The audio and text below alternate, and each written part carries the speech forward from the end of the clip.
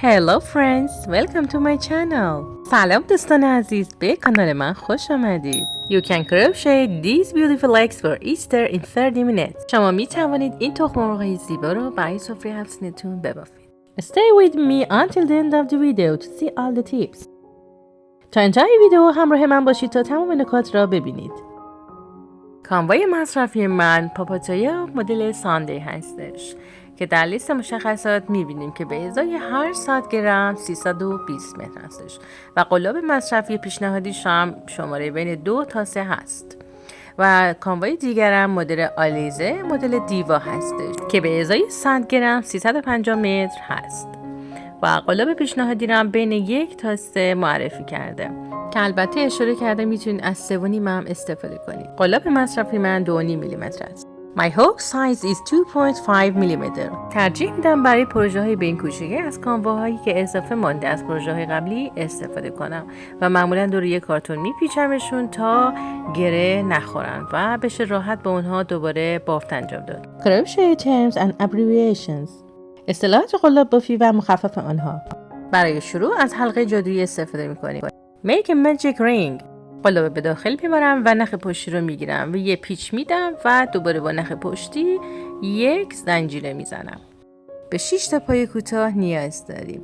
من این نخ اضافه رو از حلقه آزاد میکنم که موقع کشیدن راحت تر کشیده بشه و 6 تا پایه کوتاه میبافیم. Do 6 single crochet into the magic ring. با دست حلقه جادویی رو مهار میکنم و میگیرم محکم و بعد یک دونه پای کوتاه میبافم و همینطور جلو میرم تا 6 تا کامل بشه.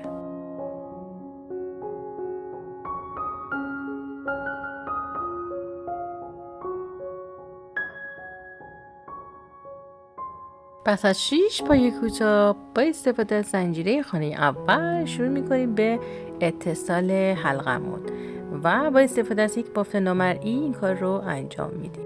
Do a slip stitch for connect the magic ring. نخ کوتاهمون رو میکشیم تا حلقه کاملا کشیده بشه و بسته بشه. Pull the short yarn to close the magic ring. برای ردیف دوم یک زنجیره میزنیم. Chain 1. از یک نشانگر استفاده میکنیم. من از یک تکه نخ استفاده کردم چون نخم بسیار ظریفه و نشانگرهای بازار یک کم ضخامت دارن. شروع میکنم به افزایش. در هر کدام از این 6 خانه 2 بار پای کوتاه میبافیم. Do 2 single crochet in each stitch. برای اینکه اشتباه نکنم من هر بار میگم 1 از 2 و 2 از 2 و بعد خانه بعد میریم تا در انتها ما 12 تا پای کوتاه خواهیم داشت. به خاطر اینکه تخم مرغ در انتها الیافش معلوم نباشه ما مجبوریم که کمی سفت ببافیم. We should have 12 single crochet. نشانه رو خارج میکنیم و در اینجا با یک بافت نامرئی این رنج دوم رو به پایان میرسونیم. Do a slip stitch and finish the second row. برای شروع ردیف سوم یک زنجیره میبافیم. Chain 1 to start the row number 3. نشانگر رو میذاریم، سپس در خانه اول یک پای کوتاه میبافیم و خانه بعدی رو افزایش میدیم و همینطور تا انتها میبافیم تا به 18 تا خانه برسیم. Do a single crochet and in the next increase and repeat it until the end of the row. We should have 18 single crochet.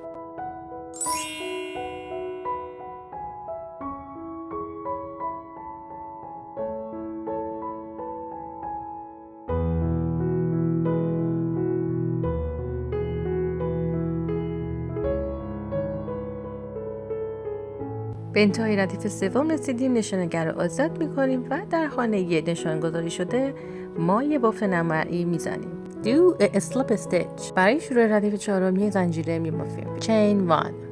برای شروع ردیف چهارم دوباره نشانگر رو میذاریم و این بار دوبار پای کوتاه میبافیم و بعد یک خانه رو افزایش میدیم و همینطور الگو رو تا انتها اعمال میکنیم. Do a single crochet in the first and second stitch. And in the third stage you do increase and repeat this pattern to the end of the fourth row.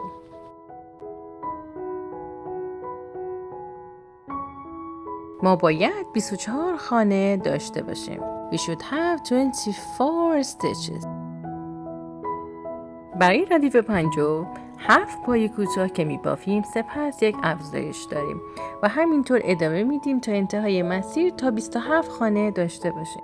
Do 7 single crochet and then increase and do this pattern until the end of the row. هفتمین پایه کوتاه هم که بافتیم، در اینجا افزایش رو انجام میدیم و 2 تا پایه کوتاه در این خانه میبافیم.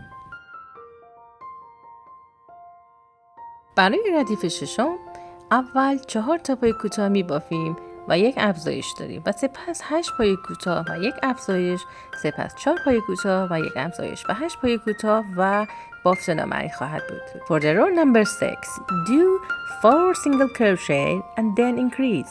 Then do 8 single crochet and increase and do 4 single crochet and increase and do 8 single crochet and then a slip stitch. در انتهای ردیف ششم ما باید 30 خانه داشته باشیم. We should have 30 stitches. برای ردیف هفتم 9 پایه کوتاه میبافیم، سپس افزایش میدیم و این الگو رو تا انتهای ردیف هفتم تکرار میکنیم تا در انتها 33 خانه بافته باشیم. For the row number 7, do 9 single crochet and then increase and do this pattern until the end of the row. We should have 33 stitches here. برای ردیف هشتم 5 پایه کوتاه و سپس افزایش، 10 پایه کوتاه و سپس افزایش و 5 پایه کوتاه و سپس افزایش و 10 پایه کوتاه میبافیم تا 36 خانه داشته باشیم. For the row number 8, we do 5 single crochet and then increase. Then do 10 single crochet and then increase and do 5 single crochet and then increase and do 10 single crochet. We should have 36 stitches. همونطور که میبینید 36 خانه باید داشته باشیم. برای ردیف نهم 5 پایه میبافیم و سپس افزایش میدیم و تا انتهای مسیر نهم همین رویه رو خواهیم رفت. For the row number 9, we do 5 single crochet and then increase and do this pattern until the end of the row. We should have 42 stitches. باید 42 خانه داشته باشیم در انتها. ردیف 10، 11، 12، 13 و 14 رو ساده بافی می کنیم. یعنی این 42 خانه رو ساده بافی بدون هیچ گونه افزایشی خواهیم بافت. For the row number 10, 11, 12, 13 and 14, we just do single crochet without increase. همونطور که میبینی به انتهای ردیف 14 هم رسیدیم و با بافت نامرئی انتهای ردیف رو میبندیم. Do a slip stitch in the end of the row number 14. برای ردیف 15 هم 5 پایه کوتاه میبافیم و سپس کاهش میدیم و این الگو رو تا انتهای مسیر ادامه میدیم تا 36 خانه داشته باشیم. For the row number 15, we do 5 single crochet and then decrease and do this pattern until the end of the row. For the crease, we skip the stitch and crochet the next one. برای کاهش دادن ما 2 تا متد داریم که من ترجیح میدم از متدی استفاده کنم که یک خانه رو نبافم و خانه بعدیش رو به جاش ببافم. در انتها ما 36 خانه باید داشته باشیم.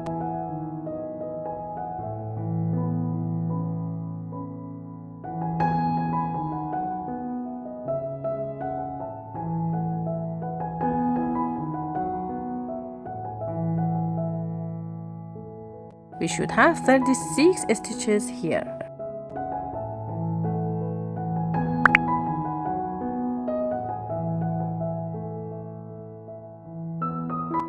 برای ردیف 16 هم 5 خانه میبافیم، سپس کاهش میدیم و سپس 10 خانه میبافیم و کاهش میدیم و 5 خانه میبافیم و کاهش میدیم و 10 خانه میبافیم و سپس با بافت نامرئی مسیر رو تمام میکنیم. در انتها باید 33 خانه داشته باشیم.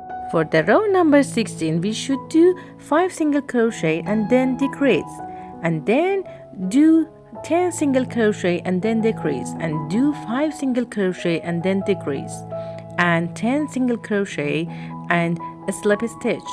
We should have 33 stitches. برای ردیف 17 9 پایه میبافیم و سپس کاهش میدیم و این الگو رو تا انتهای مسیر انجام میدیم تا در انتها 30 خانه داشته باشیم. For the row number 17, we should do 9 single crochet and then decrease and do this pattern until the end of the row. We should have 30 stitches in the end of the row.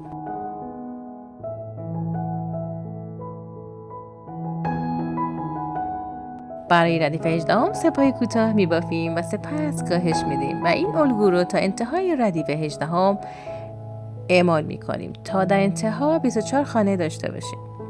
For the row number 18, we should do 3 single crochet and then decrease and do it until the end of the row to have 24 stitches. برای ردیف 19 2 پایه کوتاه میبافیم و سپس کاهش میدیم و تا انتهای مسیر همین رو ادامه بدیم تا در انتها 18 خانه داشته باشیم.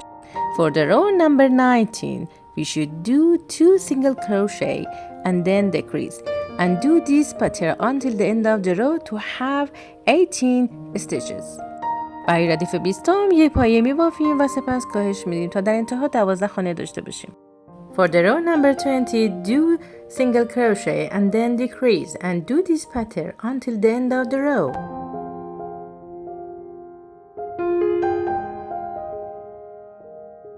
کمی بافتمون رو شروع میکنیم به کشیدگی و حالت دادن و اون رو با پنبه یا هر الیافی که دوست دارید پر میکنیم.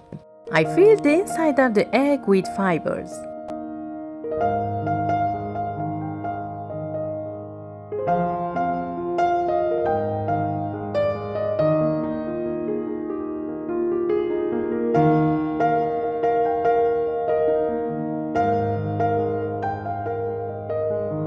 در دستمون میقطعیم تا الیاف بهتر جا بگیرن و تخم فرم مناسب تری بگیره.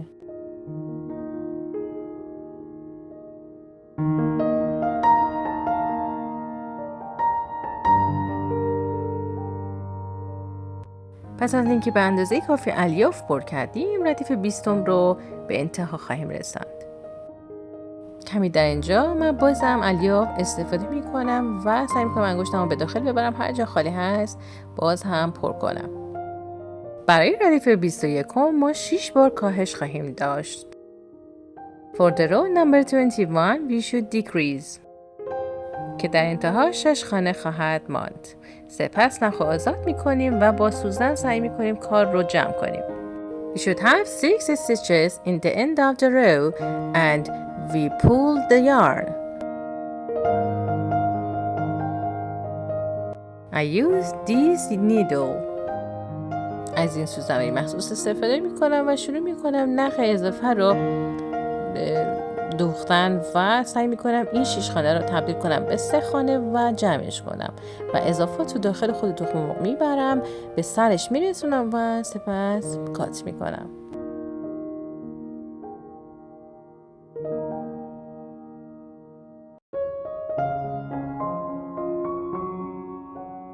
کمی به دست سعی میکنیم ما حالتی که میخوایم رو بهش بدیم و اون فرم تخم مرغ رو با غلطاندنش ایجاد کنیم. اگر به کانوای رنگی دسترسی نداشتید میتوانید با کانوای سفید آن را ببافید. سپس با آب رنگ هر برندی که دوست داشتید شروع میکنیم به رنگ‌آمیزی. کمی آب میزنیم و شروع میکنیم ردیف ها رو بیشتر بهتر ردیف کار کنیم. مثل حالت این که نخ اینجا قطع و بست شده باشه، من شروع میکنم با رنگ های هم خانواده زرد، نارنجی، قرمز شروع میکنم به رنگ کردن.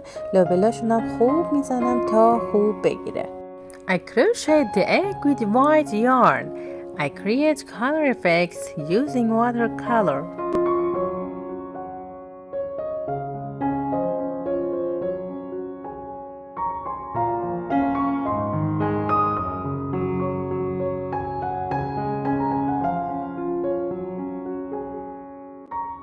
Thanks for watching. I hope to see you in the next video. Love you. Bye bye. ممنونم که تا انتهای ویدیو همراه من بودید. امیدوارم در ویدیوهای بعدی شما رو ببینم. خدا نگهدار.